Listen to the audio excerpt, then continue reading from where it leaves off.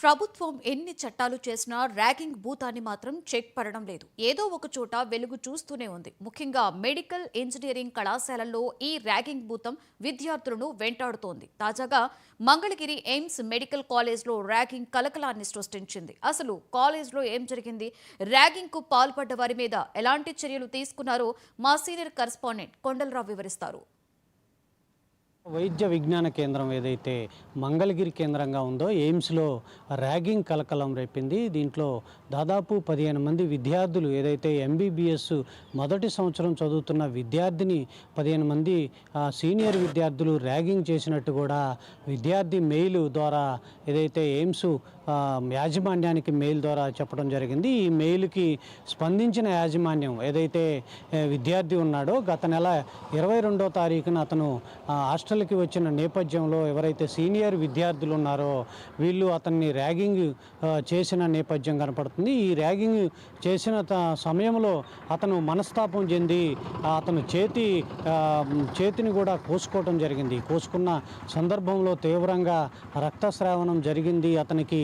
దీని ద్వారా అతన్ని సీనియర్ విద్యార్థులు కొంతమంది ఏదైతే హాస్పిటల్లో చేర్పించడం జరిగింది. ఈ హాస్పిటల్లో చేర్పించిన నేపథ్యంలో గత నెల 23వ తారీఖు విద్యార్థి ఎవరైతే ఉన్నారో ఎయిమ్స్ సంస్థకి మెయిల్ ద్వారా సమాచారం చెప్పడం జరిగింది. సమాచారంతో పాటు ఎయిమ్స్ ఢిల్లీ బృందానికి కూడా ఈ సమాచారం అందించి అక్కడి నుంచి కూడా ఏదైతే సమాచారం అందుకొని ఇన్వెస్టిగేషన్ కూడా స్టార్ట్ చేశారు. ప్రాథమికంగా ర్యాగింగ్ జరిగినట్టు కూడా నిర్ధారించడం జరిగింది. ఈ నిర్ధారించిన నేపథ్యంలో ఏదైతే ర్యాగింగ్ చేసిన 15 మంది విద్యార్థులు సీనియర్లు ఎవరైతే ఉన్నారో వాళ్ళందరినీ కూడా సస్పెండ్ చేయడం జరిగింది. దీంతో పాటు ఏదైతే ఈ ర్యాగింగ్ చేసిన 15 మంది విద్యార్థుల్లో ఒక డీన్ కొడుకు కూడా ఉన్నట్టు కూడా సమాచారం ఉంది. ఈ డీన్ కొడుకు సంబంధించి కూడా పూర్తి వివరాలు తెలియాల్సి ఉంది. ఆ డీన్ ఎవరు ఏంటి అనే దాని మీద కూడా పూర్తి వివరాలు అయితే తెలియాల్సి ఉంది. మొత్తంగా చూసుకుంటే ఈ మధ్య కాలంలో ఈ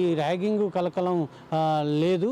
ఇప్పుడే ఏదైతే ఎయిమ్స్లో అంతర్జాతీయంగా పేరు పొందిన ఎయిమ్స్ మంగళగిరిలో కేంద్ర ప్రభుత్వం స్థాపించిన నేపథ్యంలో రాష్ట్ర ప్రభుత్వం దీన్ని ఎంతో ప్రతిష్టాత్మకంగా తీర్చిదిద్ది ఎయిమ్స్ని జాతీయ స్థాయిలో మంచి పేరున్న నేపథ్యంలో ఇలాంటి సంఘటన జరగటం అనేది కూడా మంచి పద్ధతి కాదు అంటూ కూడా కొంతమంది చెప్తున్న పరిస్థితి అయితే కనపడుతున్నాయి. మరోపక్క ఏదైతే ఈ 15 మంది ర్యాగింగ్ చేశారో ఆ విద్యార్థులందరినీ కూడా సస్పెండ్ చేయడం జరిగింది.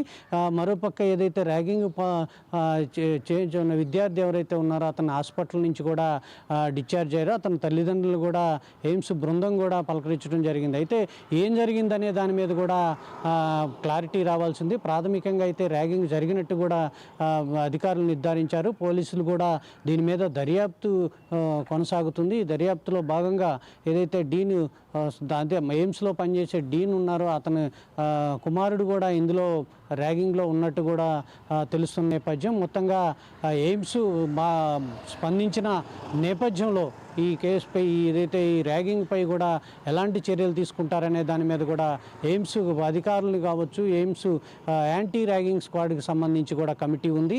ఆ కమిటీకి కూడా ఒక నివేదిక ఇచ్చి మరో 2 రోజుల్లో దీని మీద పూర్తి నివేదిక ఇవ్వాలి. ఎలా జరిగింది ఏంటనే దాని మీద కూడా ఇవ్వాలంటూ కూడా పోలీసులు చెప్పడం జరిగింది. మరోవైపు ఢిల్లీ సంస్థ కూడా దీని మీద సీరియస్గా తీసుకొని మరో 2 రోజుల్లో పూర్తి సమాచారం ఇవ్వాలంటూ కూడా చెప్పడం జరిగింది. అయితే ఈ మధ్యకాలంలో ఇలాంటి ర్యాగింగ్లు లేకపోవటం చాలా ప్రశాంతంగా ఉన్న నేపథ్యం అయితే కనపడుతుంది.